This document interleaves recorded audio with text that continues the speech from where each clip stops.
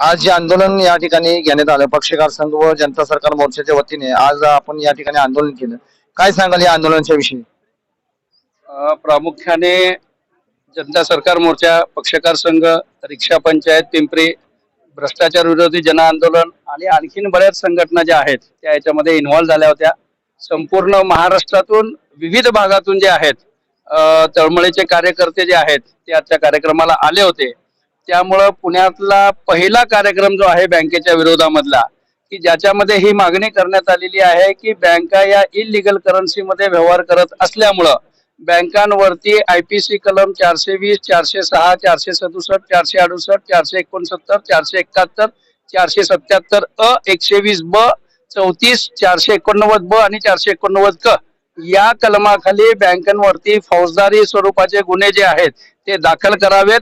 आणि जोपर्यंत बँका आणि प्रशासन किंवा शासन या सगळ्याच्या मध्ये कायदेशीर रुपया कशा पद्धतीचा आहे किंवा कोणता आहे याची माहिती जोपर्यंत जनतेला सांगत नाही, बँकेच्या ग्राहकांना सांगत नाही, तोपर्यंत कलेक्टरने दिलेले आदेश जे आहेत ते स्थगित करण्यात यावेत, जेणेकरून कोणत्याही कर्जदाराची किंवा जामीनदाराची मालमत्ता ही जप्त करण्यात येऊ नये अशा पद्धतीची मागणी जी आहे ती या निवेदनामध्ये केली होती.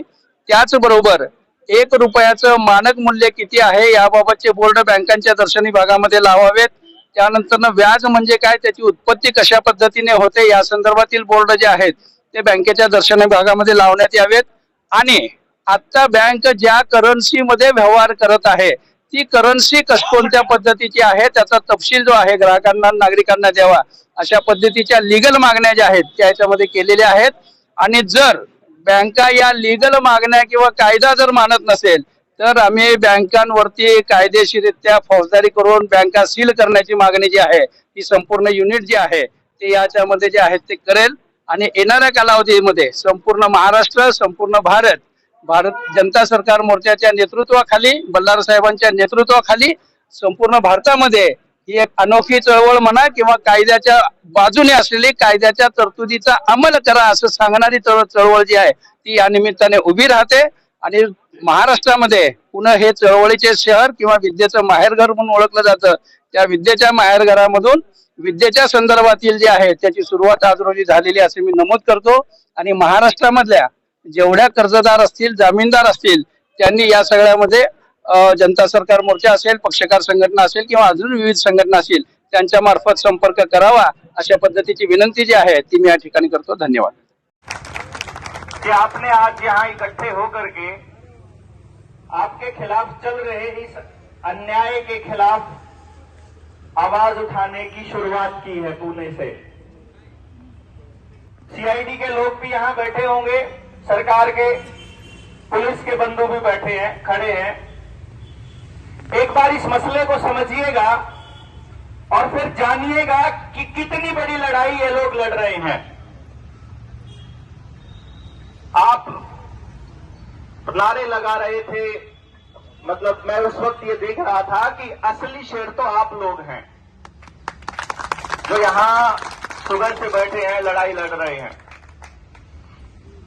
क्यों है? क्योंकि जिस व्यवस्था के खिलाफ आपने लड़ाई बुलंद की है वो ऐसी व्यवस्था है कि उसके खिलाफ बोलने वाले हर व्यक्ति को चुप कराने के लिए उन्होंने कोई कोर कसर नहीं छोड़ी, हर संभव प्रयास किया है. और तो आवेदन लगाना जीतने का निशान नहीं है. आवेदन लगाना तो एक प्रक्रिया है, सिर्फ उस आवेदक को ये बताने की कि देखो असली में जो चोर है वो आप नहीं हो, असली चोर बैंक है, असली चोर बैंकिंग व्यवस्था है. उसको बताने के बाद पहले वो व्यक्ति अपने गिल्टी कॉन्शियस से निकला. क्योंकि हमारे समाज में हमारे पुरखों ने हमको ये सिखाया है, हमारे बुजुर्गों ने, कि हमें किसी का कर्जा लेकर मारना नहीं है. तो जब हम उनको दे नहीं पाते हैं पैसा वापस रिटर्न में, जो कि दे ही नहीं पाएंगे, 34 लाख करोड़ रुपए की करेंसी है, 156 लाख करोड़ से अब 176 लाख करोड़ के करीब पे कर्जा पहुंच चुका है. सारे लोग अपना सारा कर्जा दे देंगे तो भी 140 लाख करोड़ के करीब का तो जो प्रॉपर्टीज है उनका नीलाम होना तय है. यानी 90% प्रॉपर्टीज का अगर नीलाम होना तय है तो इसका मतलब ये हुआ कि आप ये कर्जा दे ना पाओ, ऐसा तयशुदा एक कार्यक्रम है बैंकों का जिसमें आपको फंसाया गया है। हम सिर्फ जनता को ये बता रहे हैं कि असली चोर आप नहीं हो, आप चुकता नहीं कर पा रहे तो इसमें आपकी कोई गलती नहीं है, ये व्यवस्था ने ही बनाया है ऐसा इंतजाम। आपको करना क्या है कि जो सिद्धांत की लड़ाई है वो लड़नी शुरू करनी है। ये सिद्धांत की लड़ाई है, जब आपको पता चलेगा कि असलियत में आप सच की लड़ाई लड़ रहे हो तो आप बैंक वालों के, प्रशासन के, पुलिस के, कलेक्टर के, तहसीलदार की आंखों में आंख डाल करके ये पूछ पाओगे कि जो बैंकों ने फ्रॉड किया तुमने उस पर क्या किया। हमने जो एफआईआर दी थी, क्या किसी पुलिस वाले ने आज तक ये वापस दिया हमको लिख करके कि हम आपकी एफआईआर इसलिए नहीं दर्ज कर रहे हैं क्योंकि आपने कोई गलत या सही बात कही है?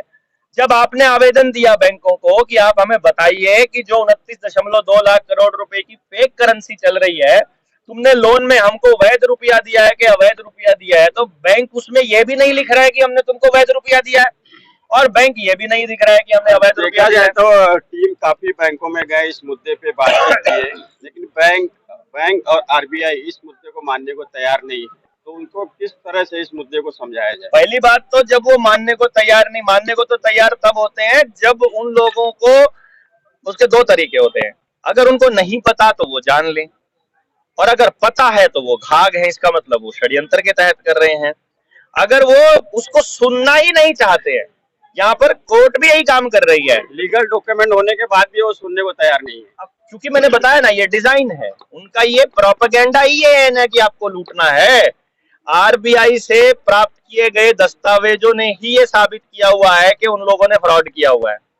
उन्हीं के दस्तावेज उनको बता रहे हैं, सर्टिफाइड कॉपीज, और जब उनको बताते हैं तो वो जो आरबीआई का डायरेक्टर से लेकर के निचले से ऊपरले तक कोई भी अधिकारी होगा वो एक ही बात बोलता है, या यही कलेक्टर बोलेगा, यही पुलिस वाला बोलेगा, हम तो नौकरी करते हैं जी, हमारे हाथ में क्या है, हम तो कुछ नहीं कर सकते जी।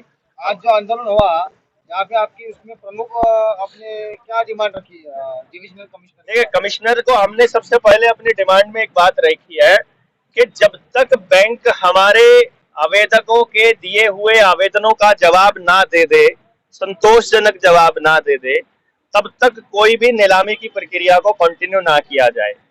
इस कमिश्नर के अंडर में 4 के करीब डिस्ट्रिक्ट आते हैं, तो उन डिस्ट्रिक्ट कलेक्टर्स को यह निर्देश दिया जाए कि जो सरफेसी एक्ट जो कि अनकॉन्स्टिट्यूशनल है, उसके तहत आप लोगों की प्रॉपर्टी को जब्त करने के आदेश तहसीलदार को देते हैं, वो बेहद संगीन है, बहुत गलत है।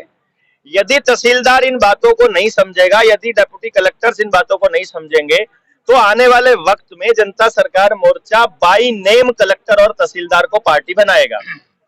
दूसरा, जो भी सवाल आवेदन में हम लोगों ने पूछे हुए हैं, उन सवालों के संतोषजनक जवाब बैंकों को देने पड़ेंगे, और आने वाले वक्त में यदि जनता को, जब हम जानकारी दे रहे हैं तो जनता की आंखें खुल रही हैं, और हो सकता है कि आने वाले वक्त में सारे बैंकों को ताला लग जाए, और ये बात बैंकों को पता है।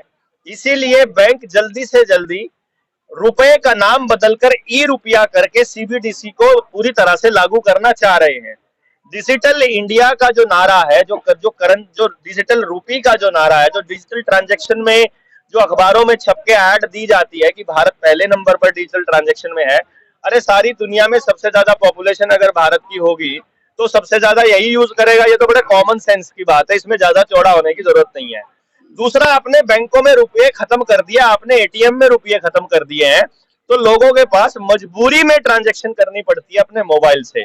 तो मजबूरी को सुविधा बनाना, ये इन्होंने पहले देखा है।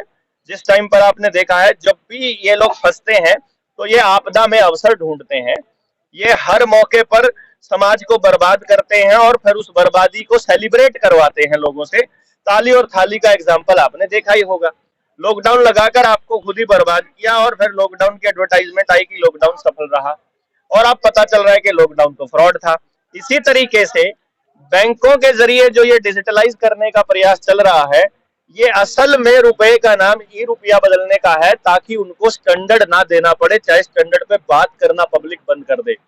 ना तो इकोनॉमिक्स में सिखाया जाता है, ना ही बैंकों में पढ़ाया जाता है, ना पुलिस वालों को, ना किसी जज को ये बताया सिखाया जाता है कि रुपए का असली मसला क्या है और रुपए के नाम पर स्टैंडर्ड खत्म करके लोगों की मेहनत को जीरो कैसे करवाया जाता है, और महंगाई का जो प्रोपेगेंडा चलाया जाता है बैंकों के द्वारा चलाए गए इस षड्यंत्र के जरिए, वो बहुत खतरनाक है, जिसमें हर व्यक्ति की मेहनत को खा रहे हैं ये लोग, और ये खाने नहीं देगा जनता सरकार मोर्चा। यही लड़ाई जनता सरकार मोर्चा की पहले दिन से रही है। डॉक्टर साहब, आप जिस तरह से बोल रहे हैं कि बैंकिंग सेक्टर इस तरह से तो बंद हो जाएगा, बैंकिंग सेक्टर ना तो आपने चालू किया है, ना बैंकिंग सेक्टर आपका है। तो लोग बैंकिंग ट्रांजैक्शन वगैरह किस तरह से करेंगे? ट्रांजैक्शन के लिए आपको इन बैंकों की जरूरत नहीं है, आपके अपने बैंक खड़े किए जा सकते हैं। ट्रांजैक्शंस करने का एक माध्यम है रुपया। रुपया माध्य बना दिया इन लोगों ने, साध्य बना दिया, ये साधन है। ये हमारे लिए, हमारा यूज कर, हमारी सहायता के लिए है, ना कि हमारे शोषण के लिए। अभी जो बैंकिंग व्यवस्था है वो आपका केवल शोषण कर रही है। तो गांव सिद्धांत को फॉलो करे और अपने अपने गांव, अपने विनिमय व्यवस्था को अपने आप चालू करेंगे जब बैठ करके, तो आपको पता चलेगा कि आप अपने लेवल पर अपनी बैंकिंग और अपनी मुद्रा चालू कर सकते हैं। ये कोई बहुत बड़ी मतलब इसमें रॉकेट साइंस नहीं है। और उससे भी बड़ी बात यह है कि इनके रुपए की हमको जरूरत नहीं है, इनकी बैंकिंग